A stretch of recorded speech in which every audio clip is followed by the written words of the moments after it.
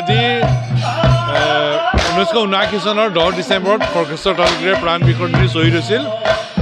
শ্বহীদ খৰ্গেশ্বৰ তালুকদাৰকে ধৰি অসম আন্দোলনৰ 860গৰাকী শ্বহীদলৈ আমি গভীৰ শ্ৰদ্ধাঞ্জলি জনালোঁ, নিৰ্যাতিত ব্যক্তিসকলক শ্ৰদ্ধা জনালোঁ। আৰু আজি অসম চৰকাৰেও শ্বহীদ দিৱসৰ আয়োজন কৰিছে, ভাল কথা। অসম আন্দোলনৰ জাতীয় শ্বহীদসকলৰ প্ৰতি চৰকাৰীভাৱে শ্ৰদ্ধাঞ্জলি জনোৱাটো ভাল কথা হৈছে।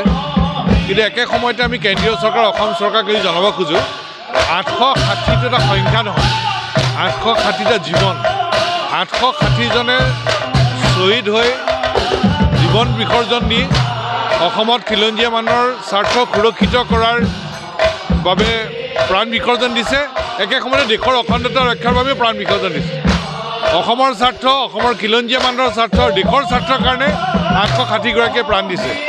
গতিকে কেন্দ্ৰীয় চৰকাৰ আৰু অসম চৰকাৰে ঐতিহাসিক অসম আন্দোলনৰ পিছত সম্পাদিত হোৱা অসম চুক্তিৰ প্ৰত্যেকটো দফা ৰূপায়ণ কৰি জাতীয় শ্বহীদসকলৰ প্ৰতি প্ৰকৃত শ্ৰদ্ধাঞ্জলি জনোৱাৰ ব্যৱস্থা গ্ৰহণ কৰক।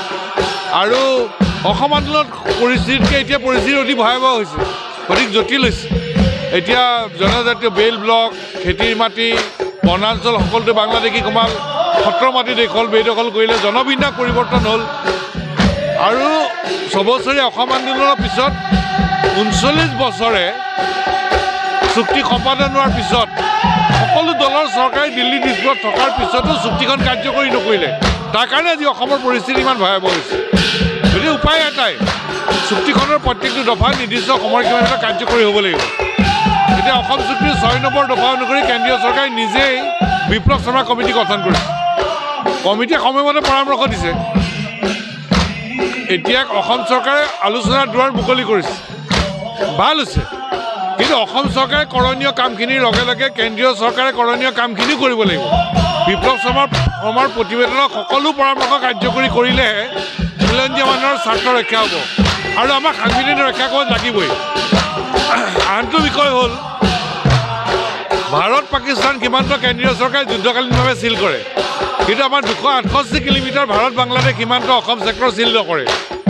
আৰু ফলত অবৈধ বাংলাদেশীৰ লগে লগে উন্মুক্ত ভাৰত বাংলাদেশ সীমান্তইদি মৌলবাদী সোমাইছে, চৰকাৰে স্বীকাৰোক্তি দিছে। গতিকে পাকিস্তান সীমান্তত সবল স্থিতি, বাংলাদেশ সীমান্তত দুৰ্বল স্থিতি কিয়?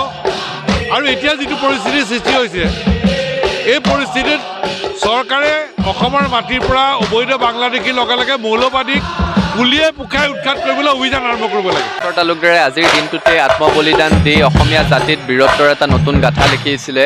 আৰু তাৰপিছত ঐতিহাসিক অসম আন্দোলনত মুঠ 860গৰাকী শ্বহীদে প্ৰাণ বিসৰ্জন দিছিলে। তেতিয়াৰ পৰাই সদৌ অসম ছাত্ৰ সন্থাই অসমৰ ৰাইজে 10 ডিচেম্বৰ তাৰিখটো শ্বহীদ দিৱস হিচাপে পালন কৰি আহিছে। সদৌ অসম ছাত্ৰ সন্থাই এইবেলি কেন্দ্ৰীয় শ্বহীদ দিৱসটি সদৌ গোৱালপাৰা জিলা ছাত্ৰ সন্থাৰ উদ্যোগত বগুৱান আঞ্চলিক ছাত্ৰ সন্থাৰ আতিথ্যত আৰু বগুৱানবাসীৰ ৰাইজৰ অভিভাৱকত্বত এই বগুৱান অঞ্চলত অনুষ্ঠিত কৰিছোঁ। গোৱালপাৰা জিলাখন জাতীয়তাবাদৰ এটা দুৰ্গ। গোৱালপাৰা জিলাখনত মুঠ 22গৰাকী গোৱালপৰীয়া সন্তানে ঐতিহাসিক অসম আন্দোলনৰ সময়ত শ্বহীদ বৰণ কৰিছিল। আৰু যি বগুৱান জেগাত আমাৰ আজিৰ এই শ্বহীদ দিৱসটি কেন্দ্ৰীয়ভাৱে আয়োজন কৰিছোঁ, বগুৱানতে 4গৰাকী জাতীয় শ্বহীদে প্ৰাণ বিসৰ্জন দিছিলে। গতিকে এই পুণ্যভূমিত উপস্থিত হৈ আজি সদৌ অসম ছাত্ৰ সন্থাই আমি পুনৰ অংগীকাৰবদ্ধ হৈছোঁ যে শ্বহীদৰ ত্যাগক আমি অথলে যাবলৈ নিদিওঁ।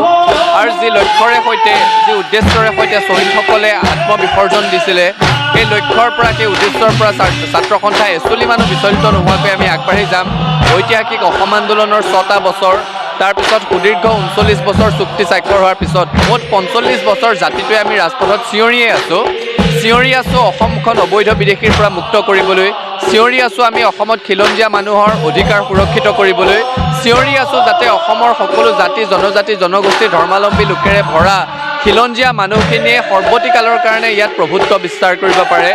আৰু সেই চিন্তাৰে সৈতে আমাৰ সংগ্ৰাম অব্যাহত আছিল আৰু অনাগত দিনতো অব্যাহত থাকিব।